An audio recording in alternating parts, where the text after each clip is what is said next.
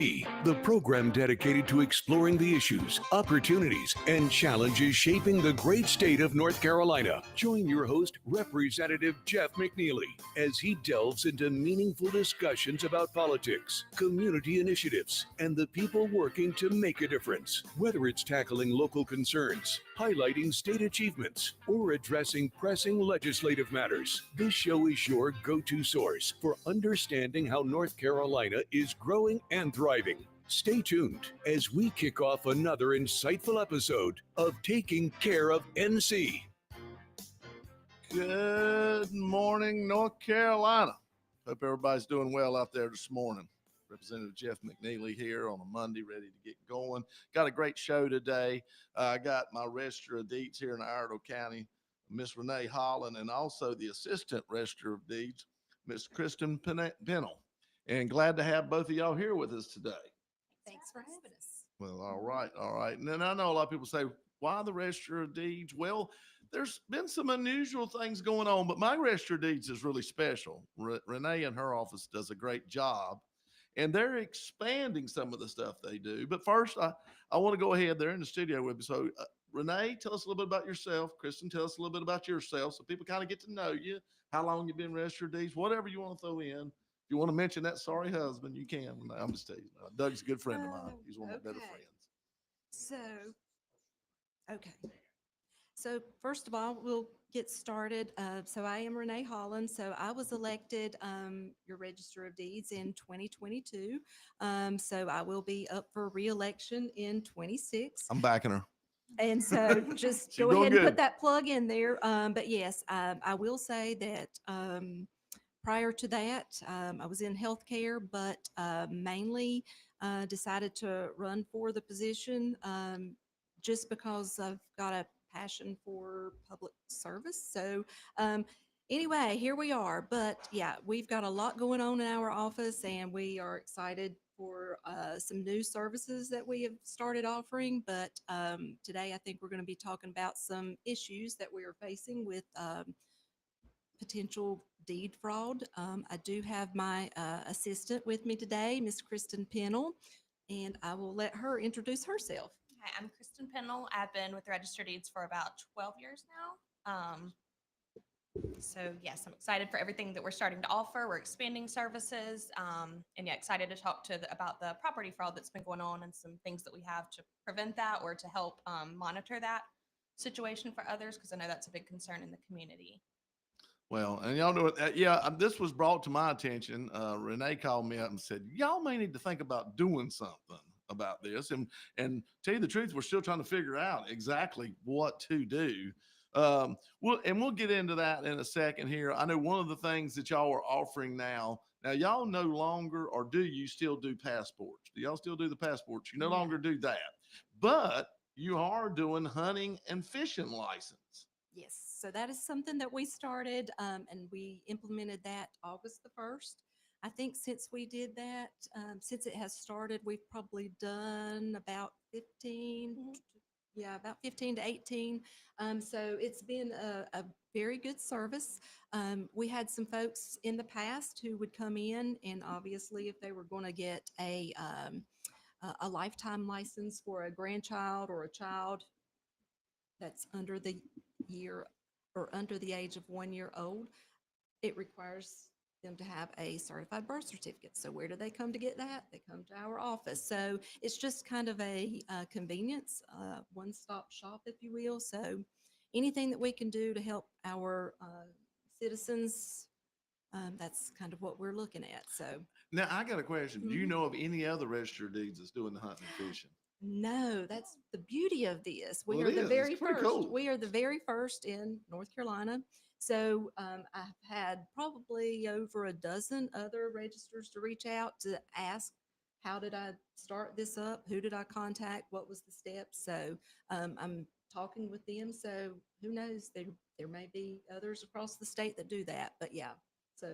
Well, we're the first, and we'll see how it goes. Yeah. But I hope maybe the Register of Deeds and all the other, because we cover quite a few counties here with these network of stations, and so I'm hoping maybe some others will pick it up, because I think it's a pretty cool idea myself.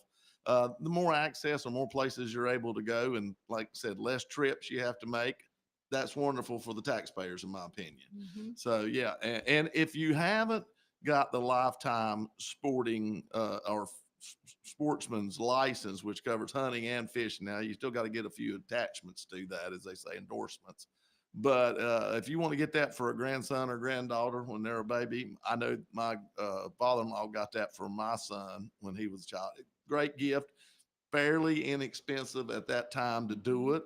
So if you're always wondering, that's something that'll last them a lifetime. And then also now, I think is it 55 or 50? I think it's 55. Isn't it? For the senior, Yeah. I think it's 60. Is it 60? I'm thinking it's Think so. 60. Yep.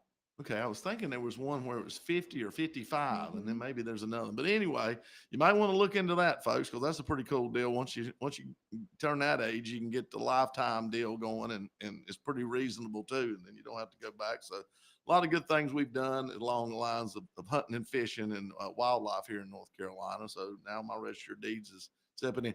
The big question I've had some people ask me: crickets? Y'all got any crickets? Any bait?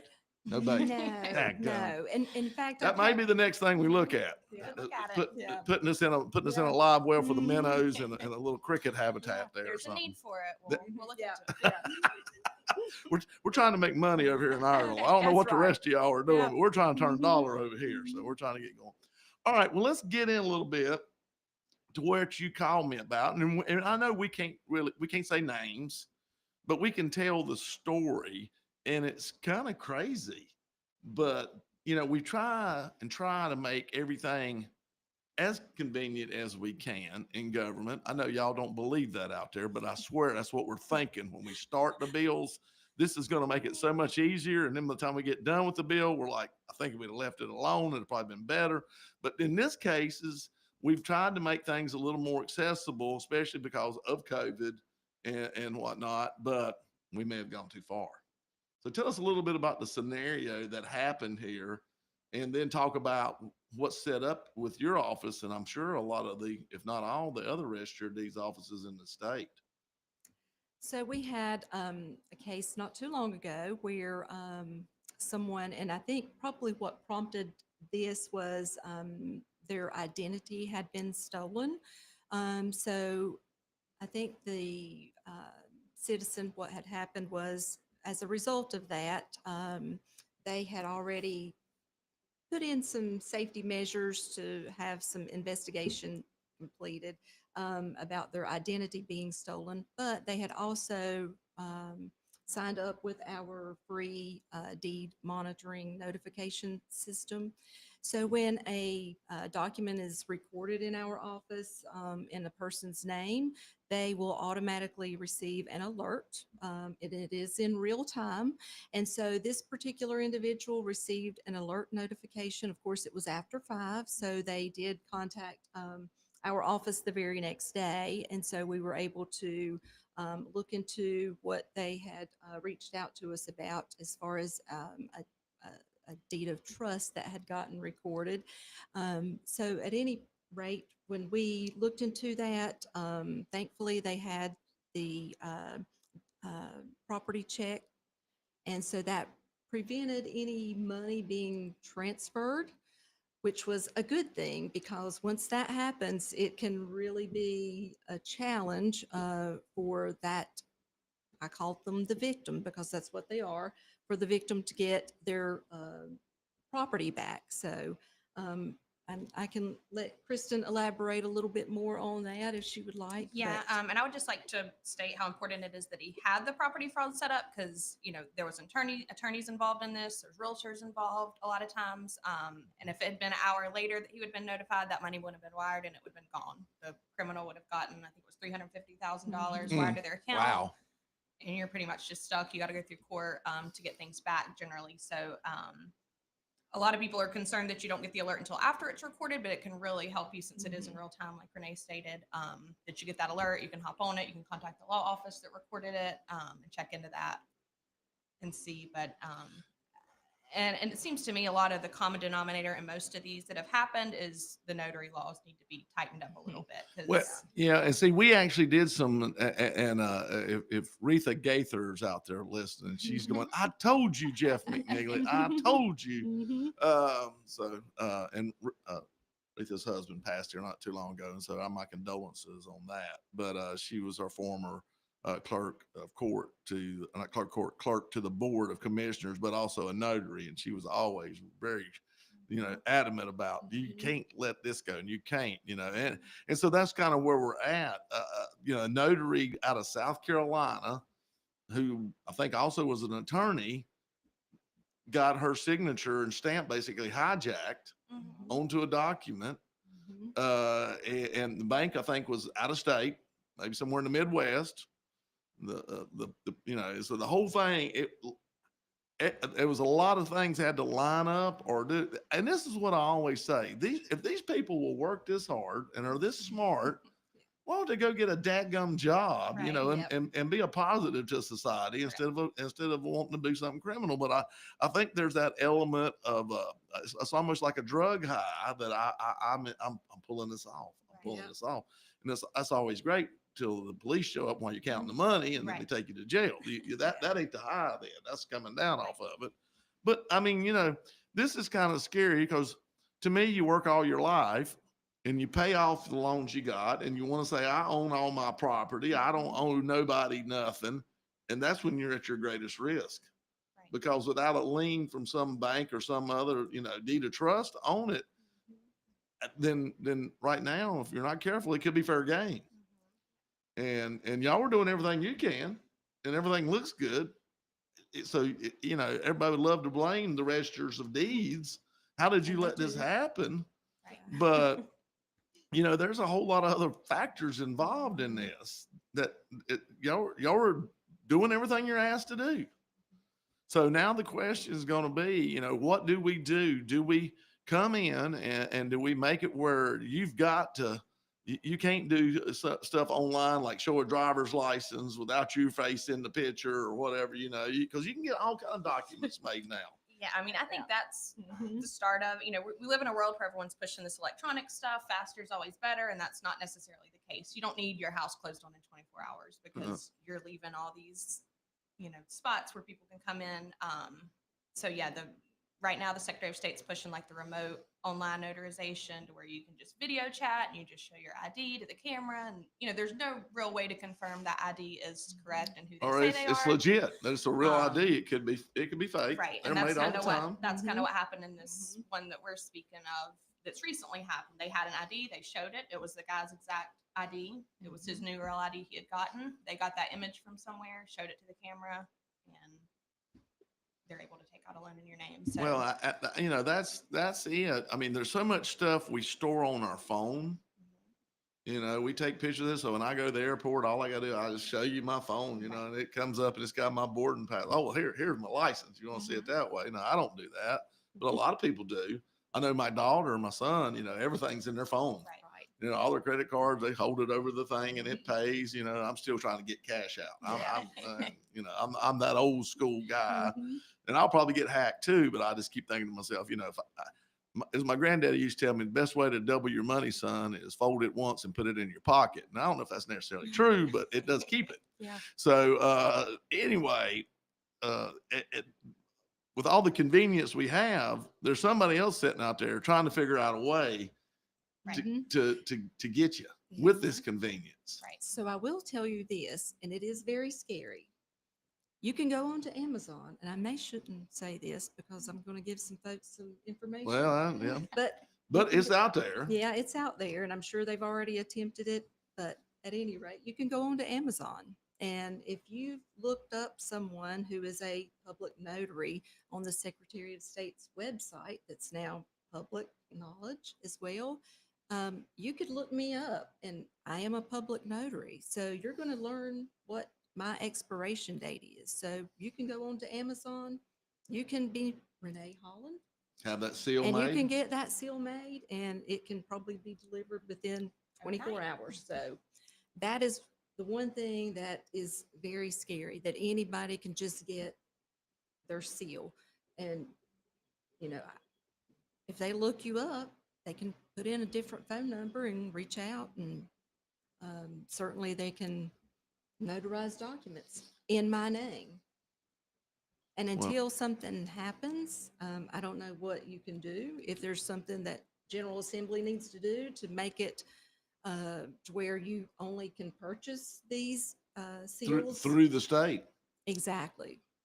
I don't know why you can go to Amazon. I know whenever I became a notary, I had to upload my documentation proving that I had taken the class and that I was truly a public notary. But yeah, now it's that simple. Mm. Well, and the real kicker too is, I mean, it's the stuff that you see on Amazon or Tumi or whatever is, made in China, made in India, Sharonks, wherever. Very little is actually manufactured here. So now they're out of our reach of authority to a point. But there are things we could do. I mean, you could definitely, first thing, heighten the penalty. I still believe if you make the penalty harsh enough, you will deter the problem. Now, a lot of people don't want to go that harsh, but I'm just saying, there's a price for freedom, unfortunately. There's a price for responsibility that you got to do to make sure that we have the freedoms we have. So, and Jesse, I'm sure, is out there sending something in on that. So, yeah, but we've got to figure out a way where people are protected, and the website, being able to go on it and it not notify you. I did that. Renee told me about this the other day. And so I said, well, we're going to have to figure this out. And as soon as I hung up with her, I went on Register of Deeds website, put my name in, put all the stuff in. I said, till I figure this out, I'm going to cover up anyway. So I suggest, folks, that you take a serious look, go on your county website and go to your Register of Deeds box, probably on it. That's how it is in Iredell. And then you can scale and look down through there and find this website that will help notify you if something does come up with your name involved in any of these. And if it does, you better act immediately. And now the big thing I'm afraid of is everybody's going to try to start shortening the day, wait till 4 o'clock, 5 o'clock to come in of these things, but who knows? And I also wonder, and I don't know how it would work. You got your interstate commerce clauses and all that stuff. Do we restrict it where you have to use, if it's a North Carolina piece of property, I think already we have to have a North Carolina lawyer. Do we restrict it and have to have a North Carolina notary? Or if you're trying to do this all online, the notary has to be somebody maybe in that lawyer's office even. Do we restrict that? Yeah, I mean, it would help. But prior to COVID, the whole purpose of a notary was you had to be in the same room, you had to see their face, you had to verify. Right. COVID changed the whole world to where everything's I know. electronic now. No one has to come in person. And to me, it's impossible to verify someone as a notary. I'm not doing it unless they're sitting in front of me. I see their ID, I can verify that's who they are. So I think just stepping back to that level prior to COVID, to where You have to be there in you got to person. be there. There's Be notaries there all over. present. There's no reason you can't find a notary. There's no reason.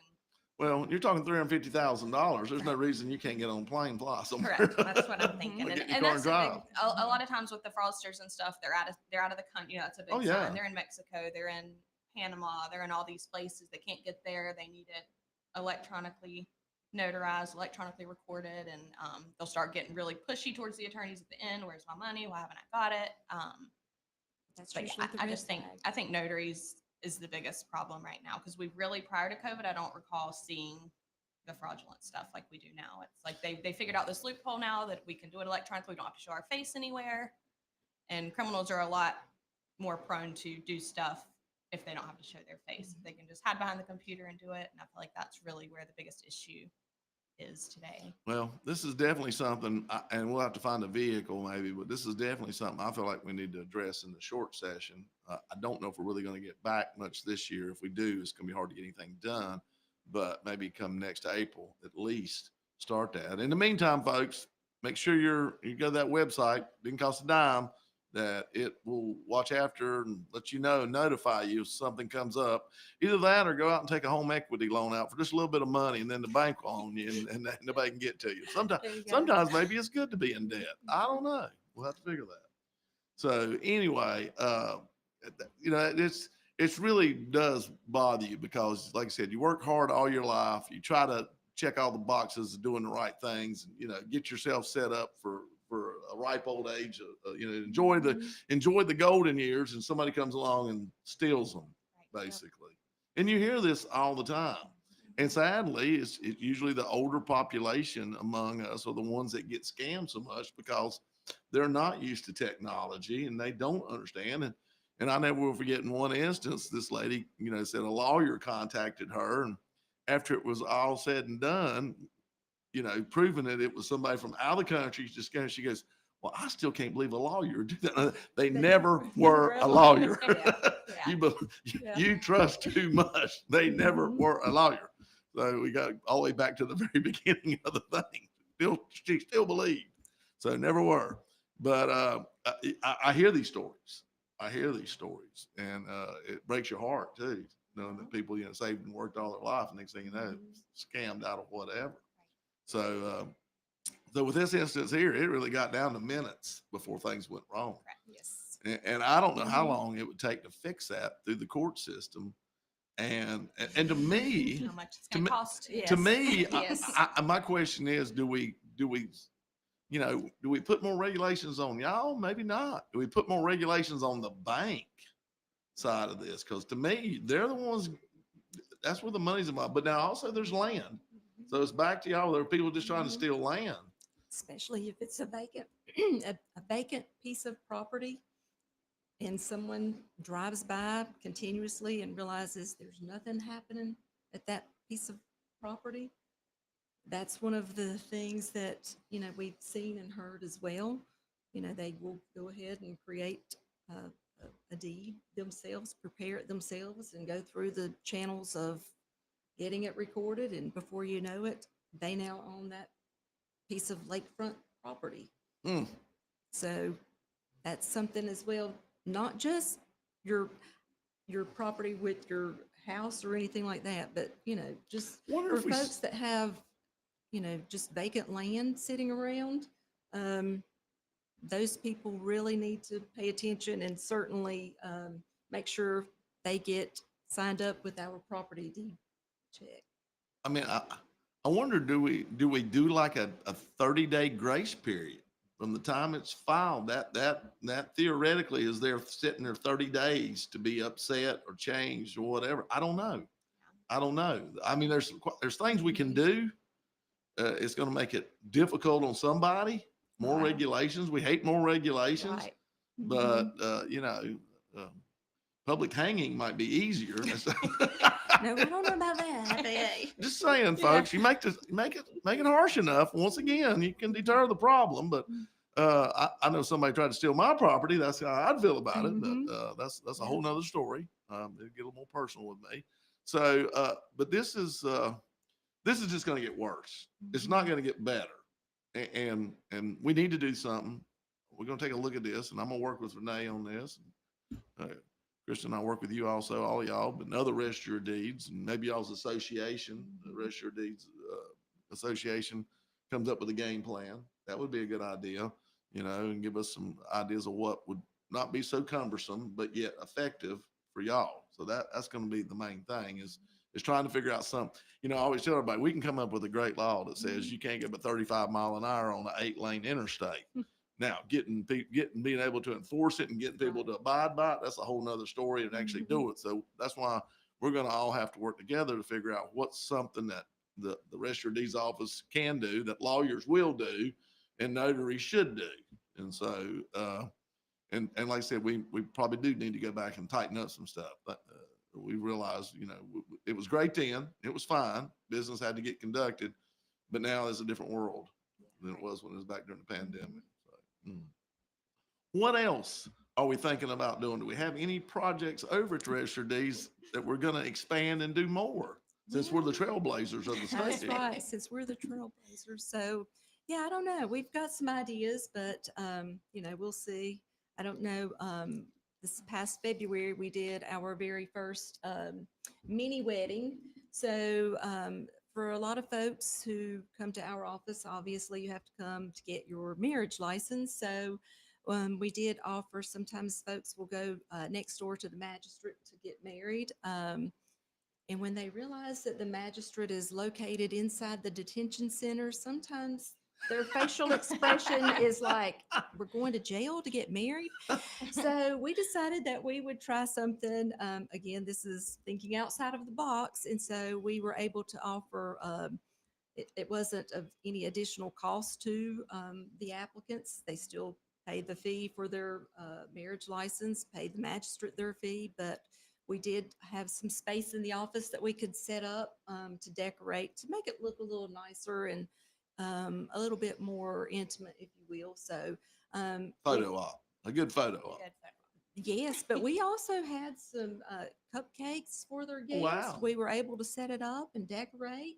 So, we were able to do a little bit of to make Right. it, you know, so they could enjoy it on their special day. So we had, I think, probably about 15, 20 folks who registered, and then we weren't sure how many we would be able to do in a day's time or how long we would have our chief magistrate to come over, but it worked out. We were able to do 6 weddings. So yeah, we would probably be doing it again now in the fall, but You'll have to get, I guess y'all set up a time and have a Mhm. date and said, "Here, okay, if you want to Yeah. come, here's our date, Yeah. and get your So, appointment." yeah. I got a daughter that's going to cost $7 living. Well, I was going to say, I might just send her to the Register of Deeds. I hope Bring you're it listening, on. Maddie. yeah. This is going to save me a lot of money. Sorry, Maddie. Yeah, I think so. Our daughter gets married in October, and it would have probably been much nicer on our pocketbooks Oh, gosh, if yeah. they would have come to our office as well. So, Well, I'm stuck doing a venue in Charlotte. yeah. I've got a GoFundMe page, audience. No, actually, I don't, but I'm going to set it up pretty soon. It's a year from now, and please help a poor broke politician. So anyway, but I know y'all got a lot going on, and I know you're busy. And so now you will run again in 26. Yes. So that'll be Mhm. here for you to know it. It's Absolutely. coming. So Yep. you'll be filing in December, Yes. just Mhm. like me. I have to file every time. So I think you've done a great job for us, Renee. I really do. I appreciate all the work, and your staff's done great. Mhm. Just all y'all over there. I will say this: I couldn't do it without my staff. I do say I do have the best staff in Iredell County. Y'all do a So great job over there. I We're will say very that. blessed here. Mhm. Very blessed in Iredell County. We have a lot of good different agencies and different divisions of our county government that do a great job for us, and the electeds here seem to care and try and work hard. So we're grateful for that. We really are. I know that it's not an easy job, and we made it harder, well, federal government wise, with this real ID. The line at y'all's place isn't near as bad as the DMV, I don't think, to get all your documentation. We got to say this real quick. Oh, well, we're just about out, but real ID, you got to have the birth certificate. Marriage certificate, obviously, to prove That you are that person you are now. that person now. If your last name has changed. Yeah. So, So you got to have all that, and y'all supply that. And mhm. so when you're getting ready to go get your real ID and ready to spend your vacation from work at the DMV, please go by the Register of Deeds and get your documentation. Also go online. Ladies, thank y'all for coming in Thank you for today. having Thank us. y'all for enlightening on this, what's going on. And folks, go on the website, get your name in there so it can notify you in case something crazy is going on. So thank y'all so much. Please call us if you have any questions. Some people get a little bit confused setting up those notifications, but we'll be happy to walk you through getting set up. And the Register of Deeds in the other counties, I'm sure they'll be glad to help you too. So thank Yes. y'all. All right, folks, y'all stay tuned for the second half of the show coming up. Kids across America are going to school hungry. Millions of kids every day. But one simple thing can help change all of this for a hungry child in America. Good, healthy food and the energy it brings. With help from caring people across America, No Kid Hungry is providing healthy meals and hope to hungry kids so they can build better futures. To learn more about ending child hunger in America, go to helpnokidhungry.org today. We all want more for North Carolina. More boundless views, more adventures in the outdoors, and more clean roads to get there. But to get more, we have to do less. Less littering, that is. Make it your nature to trash your trash and keep NC clean. And we'll all have more reasons to love North Carolina. Litter less, get more. For more on the 7 outdoor NC Leave No Trace principles, visit OutdoorNC.com. Sponsored by the North Carolina Association of Broadcasters and Visit North Carolina, a part of the Economic Development Partnership of North Carolina in cooperation with this station. We all play a role in keeping our community safe. Every day, we move in and out of each other's busy lives. It's easy to take for granted all the little moments that make up our everyday. Some are good, others not so much. But that's life. It's when something doesn't seem quite right that it's time to pay attention. Because only you know what's not supposed to be in your everyday. So protect your everyday. If you see something suspicious, say something to local authorities. Bravo, Brenda. You've always been a saver. Price matching your price matches. The self-proclaimed queen of extreme couponing. But this time, you've truly outdone yourself. By saving for this electric vehicle, you're locking in up to $1,000 a year in fuel and maintenance savings, which will leave you saying, cha-ching, every time you unplug. Good for your wallet, great for the planet. That's the power of EV. Sponsored by the NC Clean Energy Technology Center and the North Carolina Association of Broadcasters in cooperation with the station.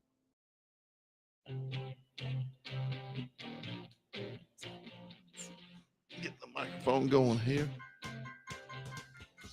All right, we're back here for the second half of the show. Renee and Kristen have stayed with us. So if anybody calls in, got any questions, want to talk about this issue, 704-873-9929. If you maybe somebody's tried to scam you or you're being scammed, we'd love to hear these things because it helps us figure out what path we need to take to fix this problem. So we got somebody online already? All right, let's see who we got out there. Maybe they'll call back. Maybe they'll call back and talk to us. They're back on. Hey, this is Representative Jeff McNeely. Who we got?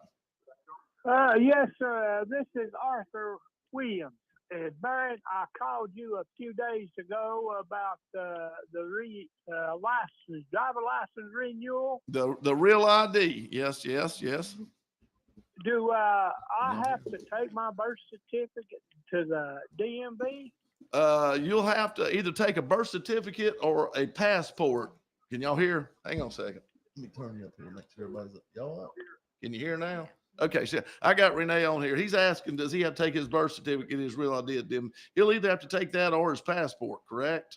Or both? In other words, I'll have to take my regular driver license. And I was one that called you about being on crutches. You know, I got yeah. I remember you now, sir. I got hurt 20 years ago, and I've been on crutches since. And I was kind of afraid, that maybe turn me down because I was on crutches. No, they're not. We're going to make sure that don't happen. You call me about that, but you will need either a birth certificate. Go ahead, tell them what you'll need, I was brother. going to say, if you've got I have my original birth certificate. Would that be all I need? as long as it's not what they call the complimentary copy, which was the mother's copy that was given at the time of birth, you just need to make sure that whatever you have that you're calling your original has the seal on it, the raised seal, because that's what makes it the official record, and that's what they'll require you to have at the DMV. Well, I have my original birth certificate when I was born. Does it have the McDowell County? Does it have the feet and the hands on it where they put the ink on you? Does it have that? Because I don't know if that'll count. That's the mom's copy. Yeah. Well, it's what it is. It's my original, Jeff. It's my original birth certificate when I was born. I've had it.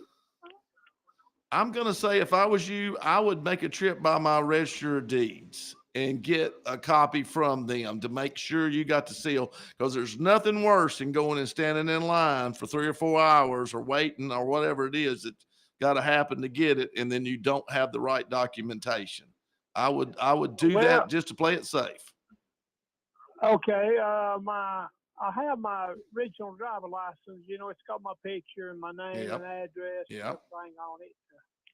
And my sister went down here a while back and got hers, and that's all she needed. Okay, and she got the real ID. Some places might be a little bit more lenient than others, but yes, sir. And you can call the DMV; they'll answer the phone. It's just hard to get in, and ask him if you need more, just to make sure, because maybe some offices are different. And you and I both know some places are easier to get in and work with than others, for whatever reason that may be. Yes, sir. Well, I understand, but it's just hard for me to walk too far. I know. Being on these crutches, I busted up my spine years ago, and it's kind of healed up crooked. So Yeah. I just have to do the best I can. All right. But I've been driving for 20 years and ain't had a ticket or nothing in over 20 years. Good deal. So my Good deal. driving record's clean. All right, well, good deal. Yeah, like I said, you can try the original birth certificate, and if they're willing to work with you, you may be right. But if you get a chance, you may want to go by the Register of Deeds first, just so you don't have to make a couple trips. Yes, sir. Okay. I think Renee's want to say something. Go ahead, Renee. Renee. That, my sister went down there, and all things she had to do is show them her original driver's license. Supposed to be a little bit more than that, because I took my passport. Yeah. So I will say this, depending on where you were born, because I think I heard you say something about McDowell County. Yes, ma'am. I was Okay. born here in McDowell County. Okay. So the only reason I was asking about that is because obviously we're going to have birth certificates of those that are born in Iredell County. However, for those folks who were born from after 1971 up until the present day, we can search the North Carolina statewide database to get your birth certificate. But again, that's for those right now, they've not opened it up to anything before 1971, but from 1971 to the current day, we can get your record. As long as you were born anywhere in North Carolina, we can get your record here in Iredell County. Arthur, I'm guessing you're before 1971. I might be wrong. I may Yes, be sir, I may I be dating. was. Yeah. So. Yeah. About your age, 1952. Well, I'm still a young, and I'm a 64 mom. You're still a young pup now, ain't you? Yeah, you made me feel good about I myself. was born here in McDowell County in 1952. Okay. Yeah. So I got a birthday coming up before long. Okay. Well, happy birthday on that. Well, yeah, just you may want to give them a call and make sure before you go. I'd give them a call, and if you need to, you go see your Register of Deeds, and they'll take care of you and get you a certified birth certificate with the stamp. Okay, buddy. You know, I have one more question. Go ahead. What you got? What is this about? I got a readout. A friend of mine brought me a readout from DMV on this extended 2 years. Yeah. 31st December 27. What we did because of the issue, but now let me tell you, all that does is you won't get a ticket if you get stopped with an expired driver's license in the state of North Carolina. If you're in another state, that's a whole different story. If you try to get on a plane, that's a whole different story. So all it does is allow you to drive a little bit longer in North Carolina while you're trying to get your license, because we understand the backlog. Now, what's going to happen, I'm afraid, is everybody's going to sit around and wait 2 years and show up that last couple of days, and we're going to get flooded again, because that's what people do. Yeah. But if you got to get on a plane or if you got to drive out of state, you really need to be trying to get your driver's license and make sure it's up to date, not expired. Yes, sir. I understand, but I don't even drive out of county. Well, you'll be all right for a while. You'll be all right for a while, but go ahead and be plotting your path down to the DMV for you. You don't want to wait too long. You don't want to wait too long. Okay. Well, I understand. Yeah. And I really appreciate you. I really do. You're welcome. I listen to you every time you come on the radio. Well, that's what I need, faithful listeners. That's what I need, and I appreciate you, sir. Well, you got one here. All right. Well, thank you. You have a good day. All right. Thank you, buddy. All right. See you, man. Bye-bye. All right. Anybody else? Clear for a little bit. All right. Hey, going to get into something here, folks, and talk about it. It's become real popular, and actually it's the far right. And like I said, if anybody else would like to call in and talk to Renee or Kristen, 704-873-9929 is our number. If you got any questions about this scam or the real ID or anything, she's going to be here and hang out with us. But House Bill 67, and basically House Bill 67, we passed it pretty much unanimous, went over to the Senate. They added a little bit more to it. But basically what we're having is an issue. We have qualified doctors coming from other countries, wanting to be a citizen of the United States, leaving where they are. And the way we're set up in North Carolina, if you come from another country and you've practiced medicine for 50 years, you will still have to go and do residency like you were a pre-med student or just graduated. So, and what's happened is we only have so many slots for residency to get yourself prepped. And that's where you work under other doctors and work in a hospital setting. And then once you do your residency, which is usually 3 to 5 years, depending on what type of practice you'll get into, the more complicated, the longer. And so if these people, I think they have practiced for at least 10 years, they'll have to have recommendations. They still have to pass the medical board testing, which will be very strict. It always is. But we're not letting them have to be doing the residency thing at the hospitals, because if we do that, then we've got kids coming out of med school that can't get residencies that are U.S. citizens. And so there's a lot of good doctors out there that are from other countries, and we got the far right beating us up right now in the House and the Senate of North Carolina, saying that, oh, we're just letting doctors come from China and India or anybody that hates us, Iran, and they can come here and practice, and they're trying to kill us, and they're going to get our secret information and all this. So they're going to know about what your x-ray looks like. I don't know how they're going to use that against you necessarily. And I guess what, after they cripple the first 2 million people, will catch on. Folks, let's use a little common sense here. This is just somebody out there with a blog wanting to blow up the internet and do crazy stuff. We're just trying to lower the cost of healthcare in North Carolina. We're one of the most expensive states. I hear everybody tell that. It costs more if you get sick in North Carolina than any other state. Well, we're trying to get enough doctors out here, enough nurses, enough nurse practitioners, all these different things. We're trying to get them out here so rural can actually have a chance. And that's exactly what this bill is. It actually puts these people in more rural settings to help, because you go to Eastern North Carolina and far Western North Carolina, you get your hand about cut off at a farm, you may have an hour and a half drive to get to the dadgum hospital to help get the thing sewed back on. It's a long way. There's mainly one major hospital in Eastern North Carolina, and it's in Greenville. And then you got one in Wilmington and one in Elizabeth City. And those hospitals are like 120 some miles apart from each other in this big triangle. So we're trying to fill needs here. We're trying to do it as smart as we know how. If the doctor comes, they're a different nationality, you don't have to go see them. Nobody's holding a gun on your head. But if you do want to go see them, we're going to make it where there's a pathway for them to be able to practice. Not necessarily say they're a citizen. Think of them more as H-2A, maybe labor to a point. But if they want to apply for citizenship, that's a whole nother thing that has nothing to do with being a doctor. Right now, we're trying to figure out ways to lower medical costs in North Carolina. If you read the bill, all they've done is pull up all this junk about everything in the world, and most of what they're saying is not true.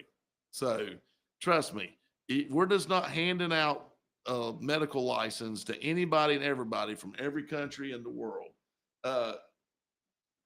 This is for seasoned professionals that wish to come and practice medicine in America. And I'm going to tell you what, there's a lot of great doctors and there's a lot of great med schools all over this world. Believe me, they are. And unfortunately, they see a lot more diseases and calamity than we do here a lot in the U.S. So we want qualified doctors all over the world. So this is important. So if you start seeing something on the internet about HB 67, licensures and medical, just know, read everything on the internet with a grain of salt. Just because it's on the internet, that does not make it true. Odds are it probably makes it false. I'm just saying. There's more chances you're going to get a bunch of crap fed to you than you are going to get the truth on the internet. So beware. Just want to put that out there. All right. Like I said, if anybody wants to call and talk about this, 704-873-9929. Like I said, this is some people, this ain't the far left throwing it. This is people on the far right freaking out, which sometimes is worse than the far left, in my opinion, because you tend to want to think you could believe them, but they're crazy. So Texas and California are going at it right now. And the big thing they're going at it is the talk of redistricting in Texas, because they do not feel the census was correct.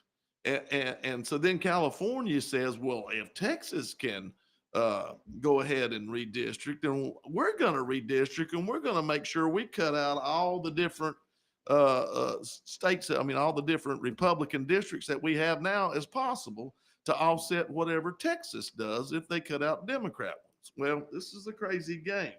But here's the problem.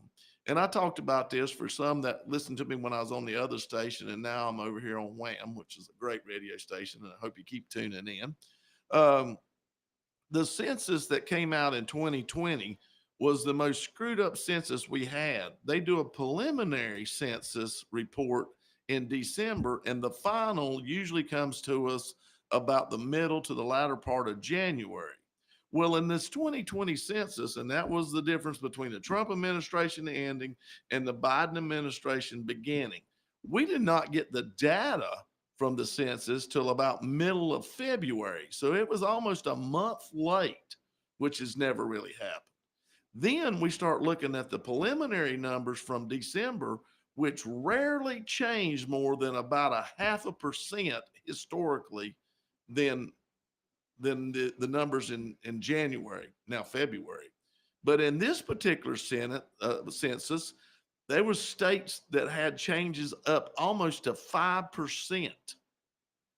So what we historically see at 0.5% at most over the whole time that we've been taking census in the United States, this one was the most screwed up one ever.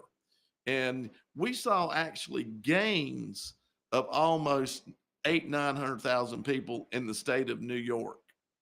Now, I want y'all to think about that. And now, I don't know how many of y'all, do y'all have any kin people that you know that retired and moved up north? I don't think so.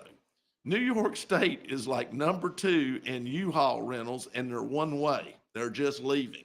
All right. California is number 1.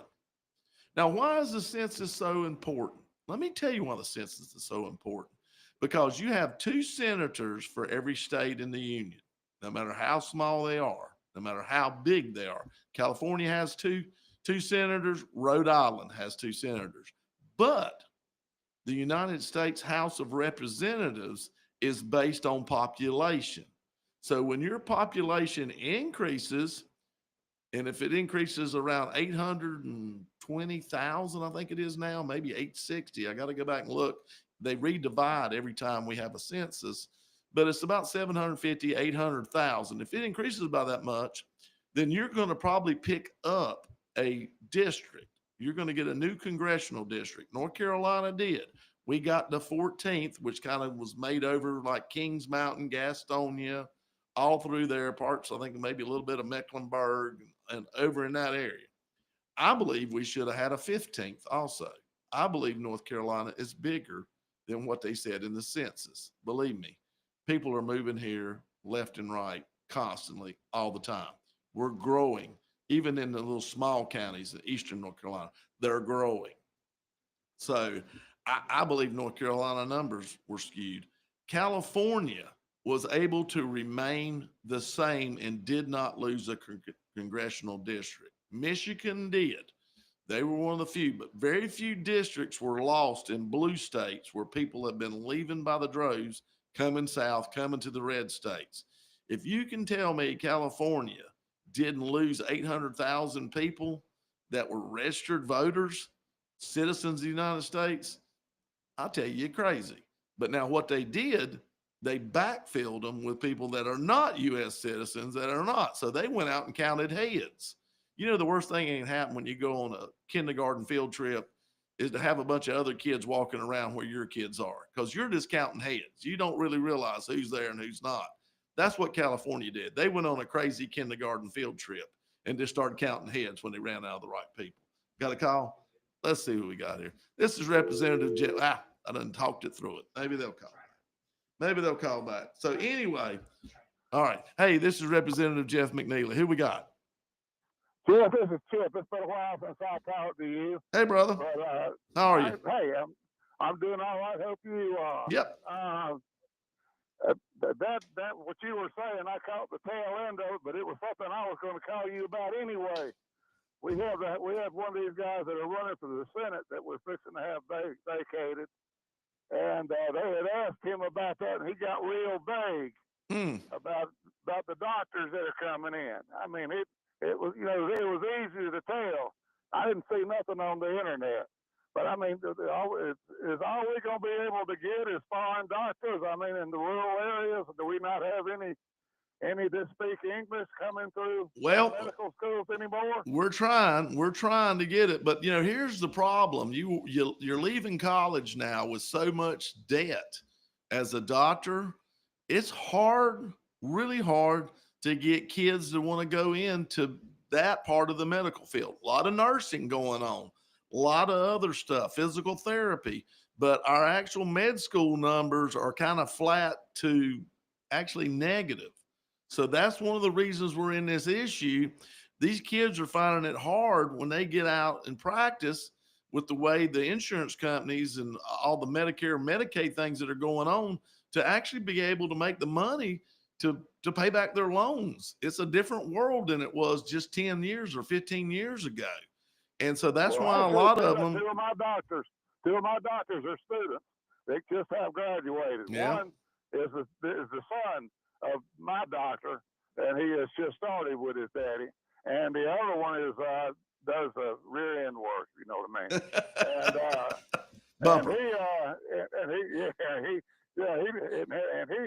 He was telling me about some of that, but I don't see. When you go to a doctor and they can't speak English and you cannot communicate with them like that, like I run into at Iredell Memorial up there, and anywhere else, I don't even know why I said that name, but I wasn't trying to hold him out.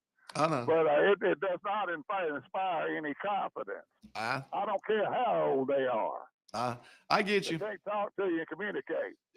You know, one of the big things. That guy running for Senate didn't get so vague. I apologize for that.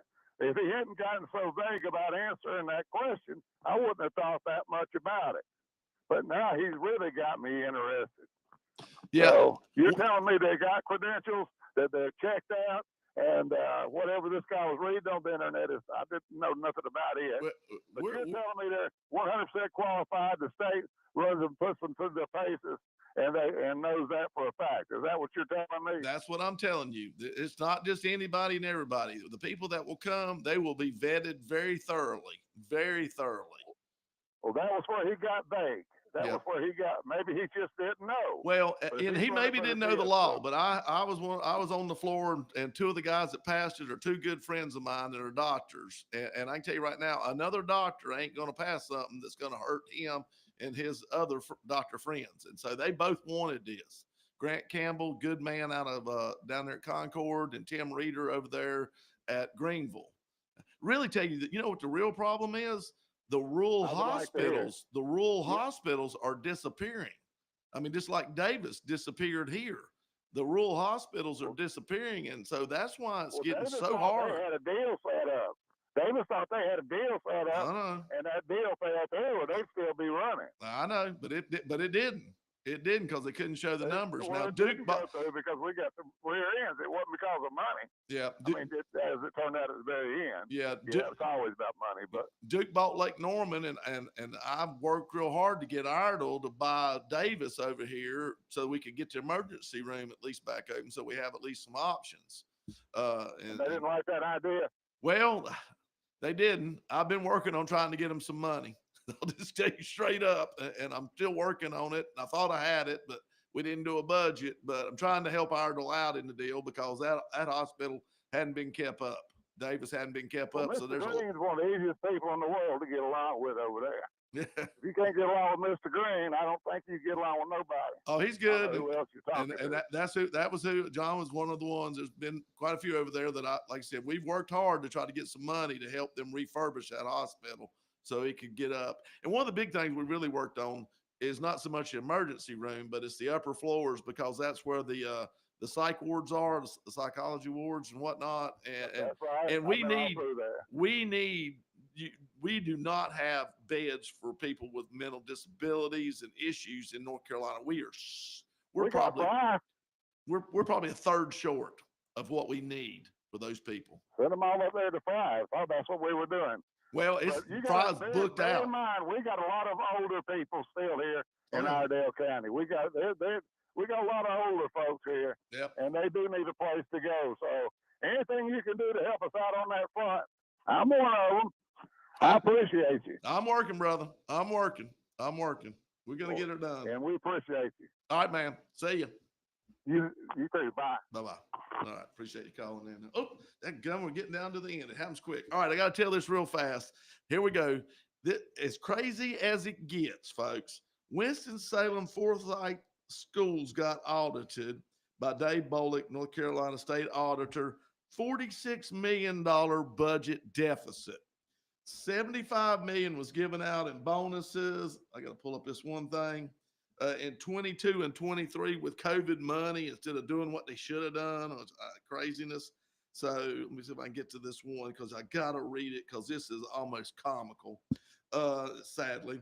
Their staff increased by 250 full-time positions, FTEs, as enrollment fell by 3,200 students in this same time period. So they grew their staff and lost students. 332 million of expenses is in their suspension account and are still not coded to a certain line item. Now here's the great thing that I got to read here. So in response to the audit, the Winston-Salem Forsyth County School interim superintendent, Caddy Moore, acknowledged the report, but did not necessarily agree with their malfeasance. And I got to read fast. WSFCS maintains, and we believe the auditor's report confirms that the current financial crisis, which Winston-Salem Forsyth County Schools is experiencing, was not the result of any illegal misappropriation of funds or fraudulent behavior on the part of any member of the finance department or the district leadership, Moore wrote. It was the result of years of poor accounting practices and lack of financial management. WSFCS accepts accountability for the financial mistakes and will take all necessary steps to restore the financial health of this district. So basically what he said is, we didn't do it, but we did it, but we're not really sorry. I don't understand this excuse. So great wordsmithing to basically say, yeah, we screwed up. So are we about out of time, Ron? We done ran to it. Folks, sometimes you just can't make this stuff up. All right, here we go. Let's bow our heads. Dear Heavenly Father, dear Lord, let us be good stewards of the money that is entrusted to us by the public. Let us be wise. Let us be ever vigilant to walk your path and seek the goodness that you have for us and to do what's right and to love mercy. Dear Lord, I just pray you lead and guide us in all this. In Jesus Christ's name, amen. Folks, until next week, take care. Thank you for tuning in to Taking Care of NC. We hope today's program offered valuable insights into the topics shaping North Carolina's future. Stay informed, stay engaged, and join us next time as we continue exploring the issues that matter most to our state. Until then, take care and thank you for being a part of the conversation. Wake up and win with Do It for Dolly. Every Wednesday morning between 7 and 10, listen for a Dolly Parton song and Real Country is 550 AM WAME, 92.9 W225BD, Statesville. With SRN News, I'm Rich Thomason in Washington. Salvadoran national Kilmar Abrega Garcia faces possible deportation to Uganda after surrendering today to immigration authorities in Baltimore